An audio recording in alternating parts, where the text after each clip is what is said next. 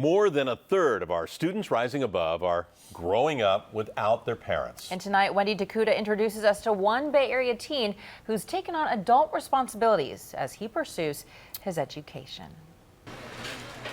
17-year-old Olman Lopez is totally on his own financially, no welfare, and his parents can't support him.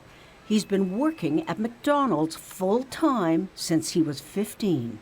It's scary because you know that at the end of the month you have to have that money or to pay the rent, because if you don't, you could get kicked out of the room. He and his sister rent a room in San Rafael. Together they scrape by. Olman and his sister were born here, but his family returned to Guatemala.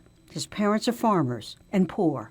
So when Olman was 11, they sent him back here to live with relatives so he could get an education. That worked for a few years, but eventually Olman and his sister were out on their own. But is it hard being away from your parents? It is really hard because I always need someone to give me advice or support, maybe give you a hug, something to make you feel better, which is what I don't have. He's been functioning as an adult since he was 15 years old. He's been living on his own with his sister, supporting himself through working full-time. And going to school full-time, his reason for being here. He had a lot of catching up to do with English and core classes, but the hardest part was the work. He would describe waking up at 4 or 5 a.m. to work on homework before school, then going to school all day, trying to stay awake in class, and then going right after school directly to McDonald's. Get home at 11 p.m., usually too tired to study.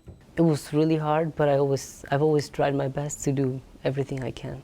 For years, his 2 days off, Tuesday and Thursday, were the only days he could really concentrate on homework. I didn't have a computer at home. So what did you do? I would have to stay after school on Tuesday and Thursday in the library to finish all my work, try to get it all done. A turning point for Olman was being selected for Students Rising Above. Heather McKinsey is his SRA advisor.